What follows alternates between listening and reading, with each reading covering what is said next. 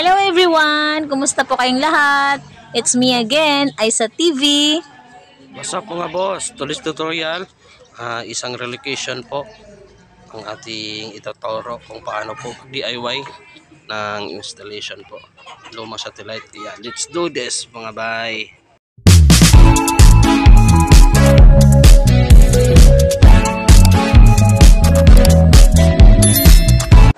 Pagpalang araw mga boss.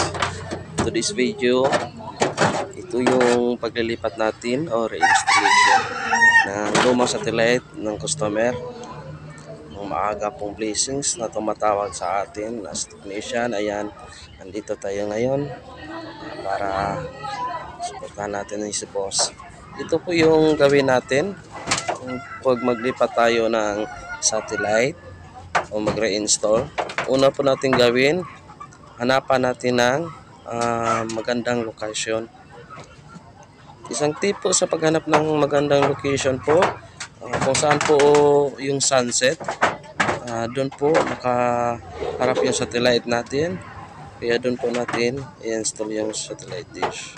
Ito po sa installation na to, dito sa tutorial na to po, well, ito yung likuran nila kasi dito yung sunset ng kanilang bahay. Dito may column, dyan po ilalagay yung ating satellite.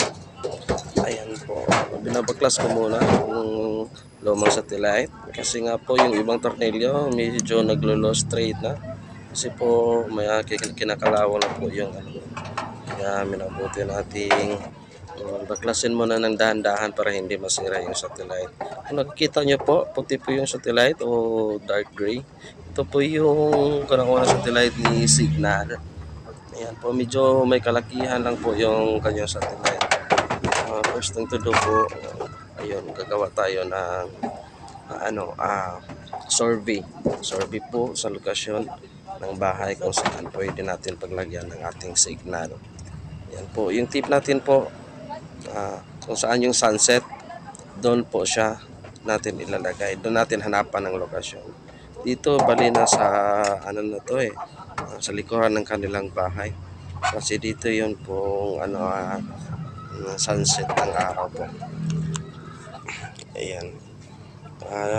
Doon naman po sa ating sa TV, didemo ko mamaya. Medyo mahaba-haba po tutorial po ito. Nasa mga 24 minutes po. Hayaan nyo po na tapusin nyo po ang video nito. Sinasiguro ko sa inyo po na may mapupulot kayo na aral o technique po, mga tips. May makukuha kayo mga tips dito para pwede na kayong mag-DIY, mag-install sa inyong sariling satellite. Ayan, mapasignal man yan, GSAT o satellite, kayang-kaya po yan. Panoorin nyo lang po hanggang matapos yung video. At syempre po, pasupport naman po sa aming YouTube channel, Aisa TV, at ganoon din po sa aming Facebook account po, Facebook page, Aisa TV. Ayan po, mas marami po tutorial dito. Pag nandito kayo sa aming YouTube channel, punto kayo sa playlist namin. And then, hanapin nyo po yung tutorial. Marami pong tutorial doon. Yung tutorial sa ating installation ng satellite, mga technical issue po, ginagawan po natin. Pag-load po, via GCash, via retailer po, smart retailer, ganyan po. Marami po doon. And, halos kompleto na po yung tutorial namin dito. Ayan, also po may camera tutorial din po tayo kung paano mag-DIY installation ng camera at saka troubleshooting ng camera. Ayan po. Kung nakikita nyo po, dahan-dahan ko pong binaklas kasi luma na po yung satellite eh. Kung nakikita nyo po yung column, mas maigi po na sa column o sa sa semento, sa pader.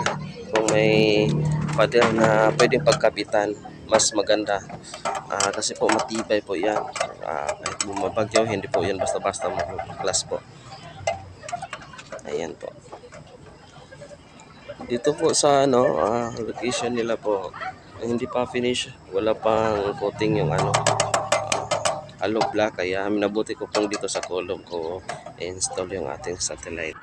Yung gamit naman po nating pangbutas dito, yung drill bit natin na gamit is tinimim po yung size niya kasi tinimim po yung expansion bolt. yung expansion bolt po na ginagamit natin para pambaon sa ano po, sa column dito sa semento, sa pader. Mas maganda po kasi pag expansion bolt para matibay. Yung expansion bolt po na hindi plastic po. Hindi plastic po. Mas maganda po na yung matibay na expansion bolt talaga. Kasi pag bumabagyo, pag may malakas na hangin, hindi yan basta-basta mababaklas. Ayan. Dito po yung column na site natin po for installation. Dito po natin gagawa ng drill po. Una kong binaklas dito yung kanyang base pad. Yung base pad po, siya po yung nakadikit sa pader. Siya po yung paglagyan natin ng expansion bolt. Kailangan po matibay po ang pag-install ng base pad. Kasi doon po nagdidepende yung installation natin, yung tibay ng installation natin. Kasi pag weak yung paglagay o pag-install ng base pad, wala po yan. Pag may hangin, pag may masamang panahon, mawawala po yung signal. Kaya importante po, mas maganda matibay yung pag-install natin ng base pad. Kasi dito nakadepende yung weight ng yung satellite natin. Dito lahat nakadepende yung bigat ng satellite at saka pag may malakas na hangin, dito po yan si base pad po yung kumakapit doon sa doon sa ating installation po.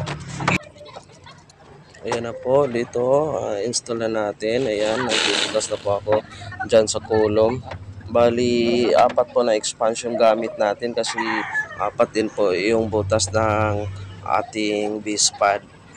Kung nakikita nyo po, yung dala kong drill talaga yung may hammer para hindi tayo mahirapan sa pagbutas. Ayan na po yung pagbutas natin. Ayan, 4 po yan. Ayan, sakto po yan sa base pad. 10mm po na drill bit yung gamit natin. Sa paglagay po ng expansion bolt, mas minabuti ko pong i-install muna dito sa base pad bago ipasok doon sa butas. Kasi mahirap po pag binaon natin yung expansion bolt. Siyempre maglilihis po yan. Kasi matigas po yung yung column. Matigas po. Pag nag-drill ka, talaga pong lilihis po yan. Kaya mas mabuti po install muna yung ating expansion bolt, tapos bago ibaon, sabay pagbaon doon sa base pad, doon sa butas na ginawa natin.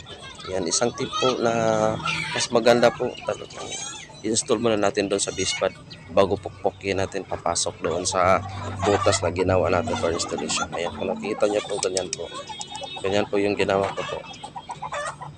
Ayan, mas maganda po ganyan po kasi maglilis po talaga yung butas natin, yung pag-drill natin dyan. Hindi po maiwasan po yan, lilihis po talaga. So kung ipapasok mo mauna yung expansion bolt doon sa butas, hindi na po yan magkakasya dyan sa butas ng base pad. Mas maganda po install mo muna yung yung expansion bolt, kabit mo muna doon sa base pad, pagkatapos saka mo ipasok doon sa sa pinag-drillan nyo po. Ayan po. Ganyan po yung ginawa ko po, isang tip po yan para mas mapadali po yung trabaho. Kasi pagpaklas mo ng expansion bolt, tapos mo yung base pad, install mo na yung base pad ng signal, hindi na po yan papasok. May tendency pa po maglulos yung thread ng ating expansion bolt. Ganyan po. So mas maganda install muna dito sa base pad, tsaka ipasok, install doon sa ating ginawang butas for base pad installation. Ito na po yung ayan po, tapos na po yung pag-install natin. Ayan, matibay po yan, 4 na expansion po yan. Ayan, at sunod naman po yung yung tubo. Sabay ko na pong ikabit yung satellite niya po. Kasi nag-lost trade na po.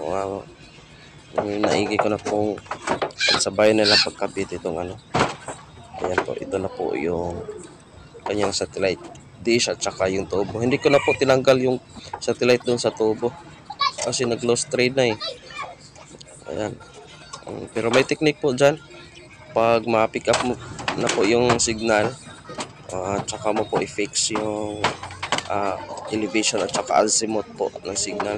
Yung elevation po, yun pong pataas, pababa yung pag natin, picking ng signal.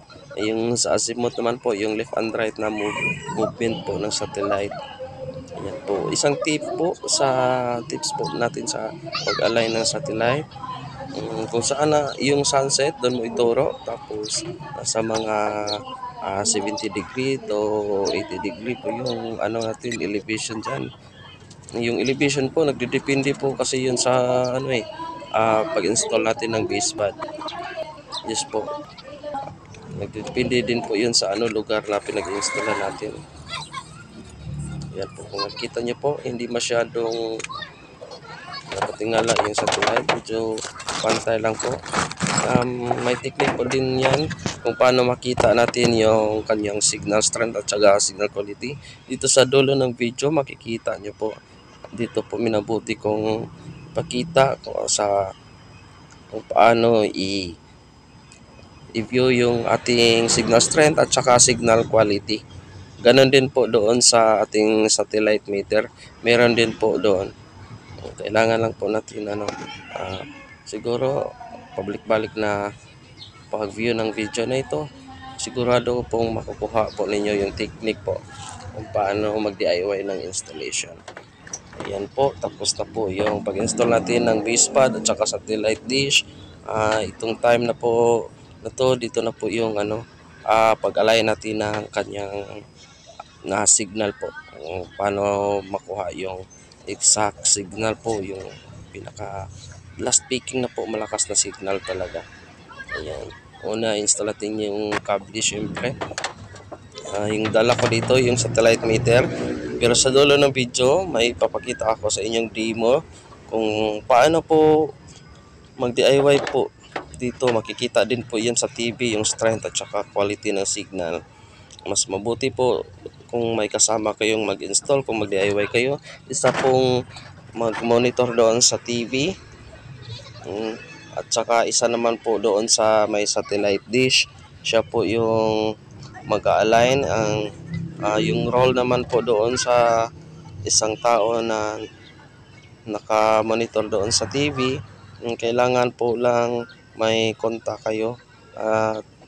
Makikita naman po, mag-highlights naman po yung yung signal strength at saka signal quality. Ayan po. Yung gamit ko po diyan ay isang satellite meter pang reading po ng signal. Kung nakikita nyo po, pahing pagkaliwa at pagkanan lang po yung pagsagap ng signal. Ayan, kaliwa kanan, ganyan. Makikita din po yun sa TV, mag-highlights po yun pag nakasagap na siya ng signal. Ganun din po dito sa satellite meter natin. Satellite meter natin yung pang-align talaga ng signal. Doon naman po sa TV, makikita natin yung strength at quality, medyo pababa pataas yung signal strength quality hanggang ma-fix nyo po yung signal talaga. Masagap po talaga yung malakas na signal. Kailangan lang may monitor. Ayan po, kung nakikita nyo po, patingala po pataas at pababa naman po. Ganyan lang po yung pag-picking ng signal. Ganyan po, pataas, pababa lang po, tapos ikot, kaliwa kanan, dahan-dahang ikot hanggang po may kayo masagap ng signal. Once na mag-highlights na po yung signal strength at saka signal quality, dahan-dahan pong pihitin yung bolt. Ayan. Kung medyo mababa pa po yung nakuha nating signal, dahan-dahan pong ikot ulit, tapos pababa, pataas, ikot, pakaliwa kanan, dahan-dahan po. Ayan. Ganyan lang po yung technique pag mag-DIY kayo ng installation. Ganyan po. Higpitan na ayan po, higpitan po yung azimuth. Dahan-dahan po higpitan yung azimuth at saka yung kanyang elevation hanggang makuha po natin yung pinakamalakas na signal talaga. Ayan po, para hindi po basta-basta mawawala yan pag may maulan, may masamang panahon. Hindi po basta-basta mawawala yan. Yan po. Yung technique po dito po kasi ano na nag-loss na yung thread ng bolt. Ginagamitan ko na lang ng text screw. Yung kanyang azimuth para hindi na siya para hindi na magbago yung picking ng kanyang signal kasi fix na po yan eh. Ayan po. Ginamitan ko po ng text screw. Minabuti ko pong magbaon ng text screw dito sa azimuth kasi nag-loss na yung mga bolts niya eh. Hindi na po matanggal yung bolt. Ayan po, kung nakita nyo po, nag-drill ako dyan sa bandang itaas ng satellite dish. Ngayon, binaon ko yung isang text screw dyan para hindi na mabago yung ikot ng ating satellite. Fix na po yan. Malakas na po ang signal yan. Ayan. Medyo dandahanin lang po yung pagbaon ng text screw para hindi po magbabago yung signal na nasagap natin. Kasi po dito po nagdidepende yung lakas ng signal eh. Pag malakas yung alignment nyo po, hindi po basta-basta mawala yan kung hangin lang o may masamang panahon. Basta malakas lang yung alignment, hindi basta-basta mawawala yan. Kasi isa pong weakness talaga sa pag-install ng satellite. Pag mababa yung signal na nasagap tapos hindi na po ninyo kukunin yung pinakamataas talaga na picking ni satellite, talagang babagsak yan. Mawawala po yan pag umuulan. Ayan. Ayan na po, nakabaon na po, naka-fix na po yan. Dito naman po, dito sa sa TV naman po tayo, pakita ko sa inyo. Ayan po. Signal test po, dyan po, signal strength, signal quality. Mag-highlights po yan pag nag-picking tayo ng signal. Ayan. Nakita po yan dito sa monitor ng TV. Kaya mas mabuti po dalawa kayo Ayan po, kung nakikita nyo po, ayan, nag-highlights na yung signal strength, signal quality.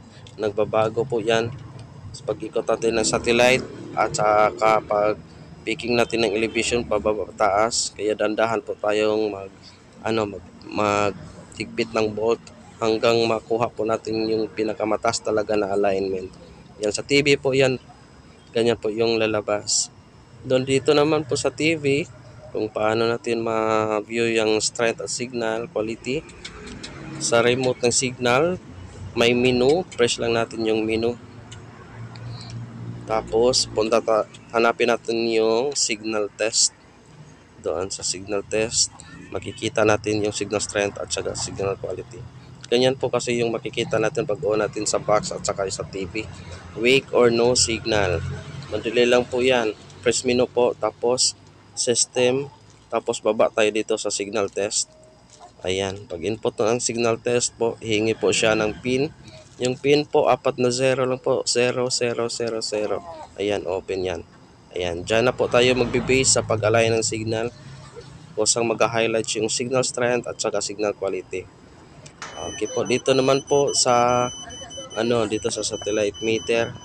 Ayan, ganun din po ang sistema. May signal strength at signal quality.